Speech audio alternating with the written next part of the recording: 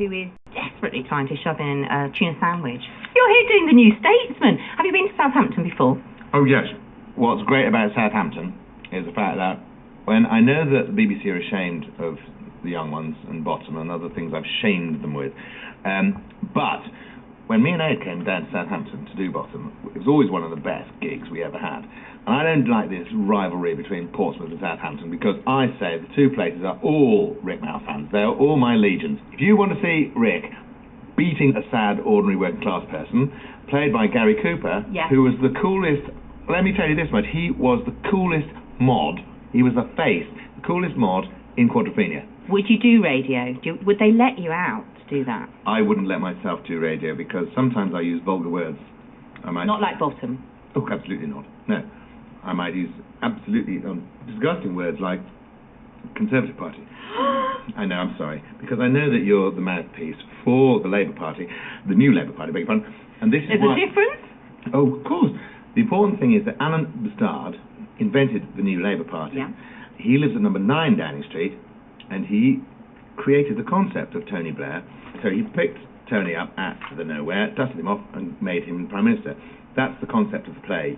This play is about what is going on now.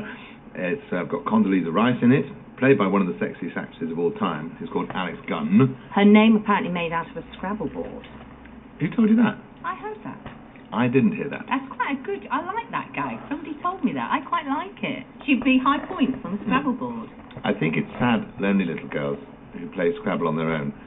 Importantly, though, the point I'm trying to make is that this is the most violent-y and the most sexy. I get sexually assaulted by Tony Blair's personal assistant and by Condoleezza Rice. I blanket bomb London. Look, Charlie, the problem is I can't give away all my great gags. Why? The tip of the... You could just share one. Share one. I just did 3. Well... Blanket bombing London. What's unfunny about that? What's unfunny about that? Makes me laugh. It's very funny in the show. I'm telling you, there's a very funny Bob Woolmer joke. Right, go on. No, it's in the show. Ha ha ha. If you want to laugh... Now listen, do you like comedians nowadays? Do you find them funny? Yes. You do. Who do you like best? Me? Apart from you. There isn't anyone above me. Oh. Nobody that you would turn on a Sunday night. Tommy Cooper. Spike. Lots. What's slipped by people is my grim tales. Many haven't seen those. And I think you should also ask yourself the question, who directed Mr. Jolly Lives Next Door? Yes, it was Stephen Frears. And wasn't that Peter Cook in there? I think you'll find it was. There's all sorts of things going on in the background. That we never see on first watching. No, and why don't they repeat the young ones on the telly? I know, I was just going to ask you that, because I am of that era. I am the person who'd say, I've got to go, I'm sorry, I want to watch the young ones. Yeah, me too. But you were just ridiculously having a wonderful time. I mean, there were times on there that I'm sure weren't initially scripted. Yep. Whenever you have an audience, honestly, whenever you have an audience, that's what happens. They put you in that frame of mind of, if you are... This is serious. Me and Charlie being serious about it. And if your system is that you open yourself sensually, what you are then is what they want. Yeah, and if you find out what their rhythm is and what their attitude is and their mood is and all those other bits of mental placing that they are, if you can open yourself out to that, it takes terrific balls. And I have terrific balls. But if you can do that and you find out what that is, then the pleasure is as much good for you as it is for them, because you create something together.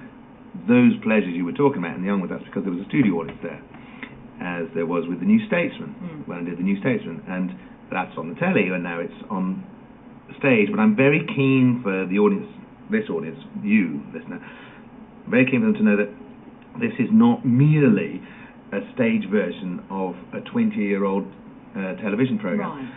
Here we have a 50-year-old senior politician who's in the cabinet, is very high up, and is responsible for most of the unpleasant things that this present government are doing. And it's not Rik, aged 29, it's Rik, aged 49, okay? And so here we have a big, bad, modern man. One of the things, you wouldn't believe this, but one of the things that I am most sensitive to is embarrassment. If all you've got is a bad script, or go and get a different job, then it's go and get a different job time. Are you... I wouldn't do this. My greatest pleasure is with an audience. What? Highly self-critical? Yeah. But that's quite good, isn't it? Because it means you do the best. Yes. because the pleasure is as much for me as it is for the audience. The harder they laugh, the happier I am. And there's something, this is something I haven't said before, but so post-stage, if you've had a really good show, when you get back to your dressing room and close the door and there's a kind of hot sweat all over you, it's very post-coital. I mean, serious, it really is. That letdown, it's that letdown, isn't it? No, it's because you've been so sensually and intellectually and everythingly used. And also, if you can shed all the bits that you disapprove of yourself, or find a character that coincides with, then you are ridiculing yourself in front of the audience, and we're all beating up those bits, or laughing at those bits. Does it give you approval then to really just act outrageously when you have a character? Spot on. That's exactly, yes. And it gives me terrific pleasure. And I think the greatest thing I could ever do in any interview is go, and that's because I'm that kind of guy. Rik Mayall, one of the most extraordinary interviews I ever did, and if I can just tell you that quite a lot of the interview had to be edited. It was just the most extraordinary 20 minutes I've